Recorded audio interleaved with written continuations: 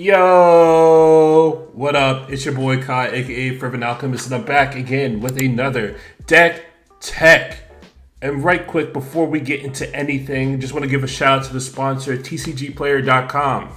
Check out the description or the comments below, and you'll see the TCG Player link. You can click that, and you can support the channel by shopping on tcgplayer.com. And let's get into it. So we have a very cool deck. This one's kind of near and dear to my heart because it's in colors I actually adore. This deck is called Full Metal Alchemist. This is with K-9 Mark 1 and the Fugitive Doctor. If you don't know K-9 Mark 1, it is a blue legendary artifact creature robot dog, and it has a negative ability. As long as K-9 Mark 1 is untapped, other legendary creatures you control have Ward 1. Then it has the affirmative ability for 1 and a blue. You can tap it. Target legendary creature can't be blocked this turn. And it has Doctor's Companion. It is also the companion to the Fugitive Doctor. Full Metal Alchemist. A 3 red and green legendary creature, Time Lord Doctor. The Fugitive Doctor enters the battlefield to investigate. That is the key part here. This is what the deck is pretty much revolving around. So we got whenever the Fugitive Doctor attacks, you may sacrifice a clue. Where you do, target an instant sorcery card in your graveyard, gains flashback for 2 red and a green until end of turn. Okay. Alright, let me break this down for you. So when you see this, when I've been playing this, everybody's eyes immediately go to the Fugitive Doctor because it has relevant text on it. It says, oh, you investigate, you make a clue, then it has target card in the graveyard that's flashback, those are things that stick out to people. And I'm here to let you know the deck is not based around the Fugitive Doctor. This is just here for color identity and is also a infinite mana outlet. We'll get into that later. But this deck is actually based around K-9 Mark 1. And the reason why we're playing K-9 Mark 1 is because it's a cheap creature that you can put into play almost always on turn 1. I don't think I've ever had a hand where I couldn't play Mark 1 on turn 1 because, a land just puts it into play. It turns on the early mana production, it turns on the early interaction, and also the reason why we're playing K-9 Mark 1 is because when you neoform it, it goes right into Dockside Extortionist. It hits any 2-drop in the deck. Also, the other reason why we're playing it is because we're playing Transmute Artifacts, and that gets you almost any artifact in the deck. So now that that's covered, we're going to go into the deck. So we got Dockside Extortionist. If you don't know, if you've been under a rock, it's a 1 red, 1 in a red creature, Goblin Pirate. It says whenever it enters the battlefield, create X treasure tokens, where X is the number of artifacts and enchantments your opponents control. This is the card that the deck's based around. You want to just pop this into play when you have requisite mana to close out in a number of multitude ways that you can just close out the game in this deck. There's a lot of ways you can close out, but Dockside is the main one that you want to close out with. We got Kin and Broadly Prodigy in here. This card's insane because it doubles the treasures that Dockside makes. It doubles all of your mana. It doubles all the free mana or the mana that K-9 turns on, like Springleaf Drum and Mox Opal and Moon Snare Prototype. It turns on all of these cards. Got Phantasmal Image. This is one of the other creatures that K-9 can neoform into. If an opponent also has a Dockside on their side of the board, you can neoform Phantasmal Image in there, and you can make your copy of Dockside. Got Dose in the Fallen Leaf. This is the Grand Abolisher of the deck.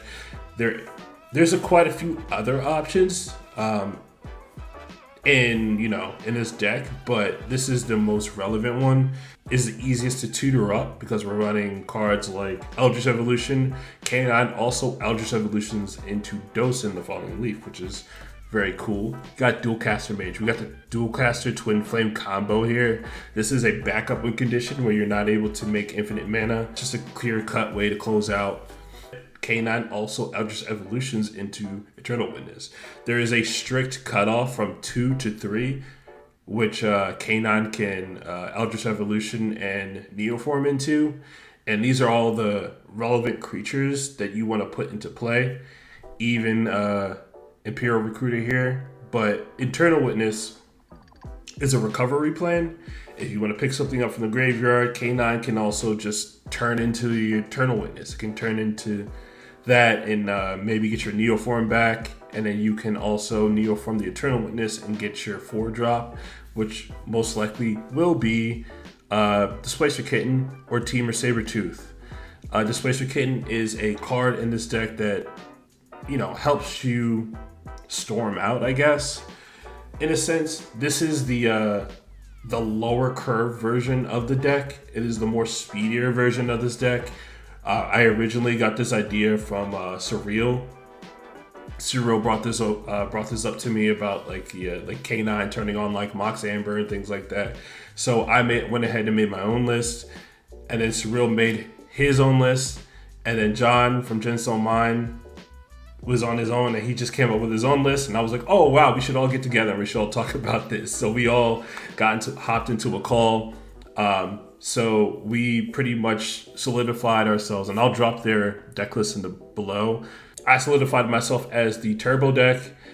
Surreal solidified himself as the mid-range deck, and then John solidified himself as the big boy deck, where it has like a bunch of like really cool creatures, like it's playing like Kogla and things like that, and it's really cool. I had like the lower curve storm kind of route, so Displacer Kitten's in the deck because you're going to be playing a lot of non-creature spells. There's about like 18 artifacts, 3 enchantments, 13 sorceries, lots of instants, about like 20 something instants in this deck. You're going to be making a lot of mana off of Displacer Kitten, and that's why it's in the deck. Also helps you out on your storm turns if you want to storm out that way. It's just a really good, it's almost like Paradox Engine. And then if you don't know what Paradox Engine is, I'll throw up a picture of Paradox Engine. May she rest in peace for now. I have a theory she's going to get unbanned. At some point, I think Paradox Engine will get unbanned when everybody comes around to actually learning how to play Paradox Engine. I think it'll get unbanned, or like people just find themselves okay with people playing Paradox Engine. I think it'll come off the ban list eventually. But probably not today. But we'll see. The future's too unsure. And then we got the other 4-drop here. We got Temur Sabertooth. Temur Sabertooth is the outlet for Dockside Extortionist and Phantasmal Image. If you don't know how this combo works, Dockside Extortionist enters the battlefield, makes its treasures. Then you activate Temur Sabertooth for 1 in a green. You may return another target creature you control to its owner's hand. If you do, Temur Sabertooth gains indestructible until end of turn. So, here's the key part. Temur Sabertooth does not target any creature when it returns it to your hand. It doesn't target any creature. So, this definitely works with Phantasmal Image. Phantasmal Image says you can have it enter the battlefield as a copy of any creature on the battlefield except it's an illusion. In addition to its other types, it gains when this creature becomes the target of a spell or ability, sacrifice it. So, since Temur Sabertooth does not target the Phantasmal Image, you can just return it back to your hand and go ahead and copy somebody's Dockside over and over and over again. The only way that somebody can interact with this combo is if they can respond to you activating Temur Sabertooth and then target Phantasmal Image. If you want to get around this, you can respond to the sacrifice trigger and return it to your hand if you have enough mana for another activation. So that is one way you can get around the person trying to win with the Phantasmal Image, and that's one way you can get around people trying to respond to you winning with Phantasmal Image. Deadeye Navigator is a 4 blue creature spirit. It has Soul Bond. As long as Deadeye Navigator is paired with another creature, each of those creatures has 1 blue. Exile this creature, then return it to the battlefield under your control. And like I said, this does not target when you activate it. So Phantasmal Image also still works with this, because Phantasmal Image gains the ability of 1 in a blue, exile this creature, return it to the battlefield. So you got the infinite mana combos with Dockside, Phantasmal Image, Temur Sabertooth, and Deadeye Navigator. And there's also Hullbreaker Horror. Hullbreaker Horror is a 5 blue creature Kraken horror That's a mouthful. Flash, the spell can't be countered. Whenever you cast a spell, choose up to 1. Return target spell you don't control to its owner's hand. Return target non-land permanent to its owner's hand. So how this works is you'll have a mana crypt out. Once this Hullbreaker Horror resolves and is on the battlefield, you can play like your Soul Ring. You can play your Soul Ring, and then Hullbreaker Horror is going to trigger, and it's going to target your mana crypt. And that mana crypt is going to return to your hand. Your Soul Ring is going to resolve. You're going to tap your Soul Ring for 2. You're going to cast your mana crypt. Your Hullbreaker Horror trigger is going to resolve, and it's going to target the Soul Ring. You're going to return the Soul Ring back to your hand. You're going to tap the mana crypt for 2. And you're going to rinse and repeat, and you're going to bank mana every single time you play these spells. That is a good way to make colorless mana. However, you can filter it by throwing a Arcane Signet into the mix, or you can use a Mox Amber. Usually because you have K-9 out, it'll usually make infinite blue when you have that going. Mox Opal is the most efficient out of those rocks, because you're going to have a lot of artifacts anyway. K-9 is an artifact, so it turns on Mox Opal as well. And you can just keep tapping it in response, making any color that you want to make. You're actually not putting mana into Fugitive Doctor. You're actually bouncing or flickering Fugitive Doctor over and over and over again. So you can make those clues, and then you can draw your library, or you can draw until you hit an appropriate win condition. And that's just how the deck works. One of the ways you can close out is Eternal Witness, although I did mention Dualcaster and Twin Flame. Aside from that is Eternal Witness. Eternal Witness can enter the battlefield as many times as you can pay for it, and since you have infinite mana from treasures or floating mana, you can just infinitely bounce Eternal Witness or flicker Eternal Witness. And then we have, in the instance, we have Lightning Bolt. So you're going to Lightning Bolt all of your opponents to death. This could be done at instant speed if you would like to do that. If it's usually easier done when you have Deadeye Navigator, because you have Deadeye Navigator and Dockside Treasures, and you've made all of your infinite mana. You can bolt whoever's still alive, and if they have one ring protection or something like that, you can bolt them on their upkeep and get your win that way. Hullbreaker Horror is there, so you can just bounce permanents off everybody's boards, and then you can just control the board if you don't have the ability to get to the Fugitive Doctor. But by that point, you definitely should. You definitely should have a way to get to the Fugitive Doctor if you're running that well. The most hard to interact with is Deadeye Navigator, because you're not putting anything back into your hand and putting it back on the stack like you are with Temur Sabertooth, because that leaves you open to get Mindbreak Trap or Force of Will. Dry Survival. This is part of an Intuition pile.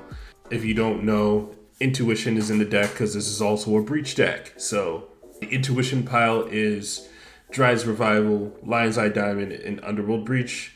There's 2 ways. There's actually 2 ways, and your opponents are going to give you one of those 2 ways. The most difficult way is to give you Lion's Eye Diamond, because there's a flashback cost of 5 on Dry's Revival, and Dry's Revival says return target card from your graveyard to your hand. So this will be in your graveyard when your opponents give you your Lion's Eye Diamond, and the flashback cost is 4 and a green. You're going to cast Dry's Revival from your graveyard for 5. You're going to target Underworld Breach, put Underworld Breach back into your hand, and then you're going to cast your Underworld Breach, and then you're going to go ahead and win. I am aware that flashback is 5 and breach is 2, but if you add it up, it's still 5 either way, because if they give you Lion's Eye Diamond, that's a 3 mana discount on this, so it's 5. You just get to lose your hand, and that kind of sucks, but it's a price to pay to win the game. Summoner's Pact picks up a litany of green creatures in this deck. It picks up every single important creature out of this deck. Summoner's Pact is never leaving this deck. It's an amazing card. This is one of the first cards I've actually owned. If you don't know, I started playing during Console Tarkir block. And the first thing I did was say, hey, I want to play dragons. I'm going to resolve this dragon. And they said, no, I want to counter your spell. And I was like, excuse me? There's spells that stop things from being cast, and they were like, yeah, there's plenty of spells, and they're like, here's a counter spell, and I was like, counter spell, that's 2 blue, and I was like, wow, that's crazy. So I did my little research, went on Gather, and I was like, all right, let me find the most efficient counter spell out there, and I said, all right, Abjure. And me being a new player, I did not read the rest of the card. All I saw was counter target spell. They were like, you can't play that. You had to sacrifice a blue permanent in order for me to use it. And I was like, oh, this sucks. Like, I can't play this card. And I was like, who cares? Counters are mean anyway. Who gives a shit? And that's who I was as like a casual player back then. But now this card has a use with K-9 because K-9 is a blue permanent. So what you can do is, the usual play pattern for me is I play a land, I play K-9, and I play Mox Amber, and I'll hold the blue up, and I have Abjure up. And people will usually try to sneak in their Dockside Extortionist because this deck is very heavy on artifacts. And you need another counter to hit Dockside Extortionist, because if it's not Spell Snare, then it could be Abjure, but it can also hit anything else, like... 2. So K-9 can also transmute into a grinding station. We got Metal the Mixture in here. This is a counter spell you usually don't see that often. This is also a tutor because it has the transmute ability. Search your library for a card with the same converted mana cost as this card. Reveal it, put it into your hand, and shuffle your library. Play only as a sorcery. This card picks up Dockside, it picks up Breach, it picks up Final Fortune, it picks up any other 2-drop in this deck. It picks up Grinding Station, it picks up Defense Grid, it picks Transmute Artifact. It gets so many other things in this deck. It's amazing, dude. We got Paradoxical Outcome. Paradoxical Outcome is when you need to reset your own board and draw some cards while you're at it, while you're storming out. Sometimes if you really need to like bounce your own Dockside, this also works as well. You can just draw a card out of it. This also can be a ritual, so if you have a bunch of rocks out, you can just return them all to your hand, draw a bunch of cards for each of them, and then you get to play them out all over again. Also, one thing I will have to say that Transmute Artifacts does not grant you protection because you're not casting the One Ring. You're just popping the One Ring into play, and you're just passing turn, but don't remind your opponents of that unless they ask. Don't remind them because they will start swinging at you and trying to kill you and things like that. Just keep your mouth shut. don't say don't say anything like that. Don't lie either. Don't lie. But yeah, you don't get the protection with the One Ring when you transmute the dog into the One Ring. And in the case you didn't know, this deck's called Full Metal Alchemist because we're transmuting the dog. Don't ask questions, just look at the primer.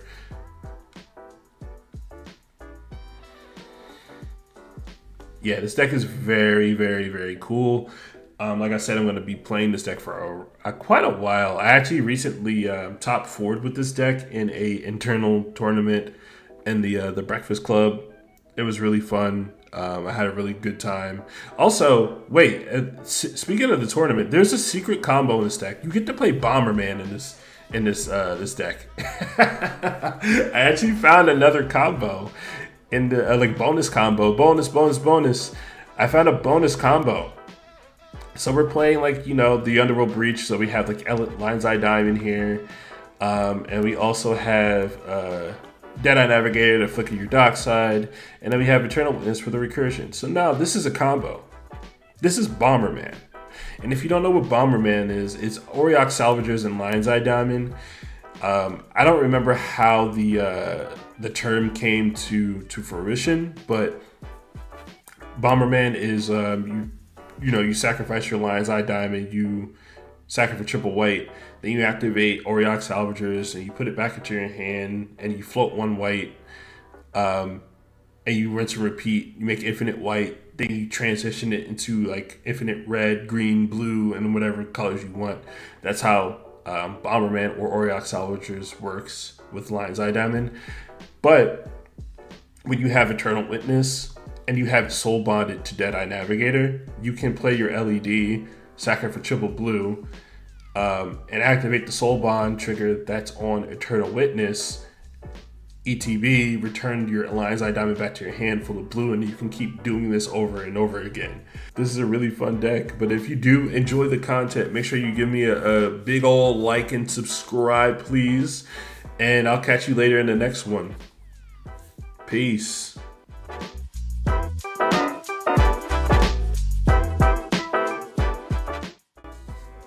Full Metal Alchemist. I'm gonna do that shit.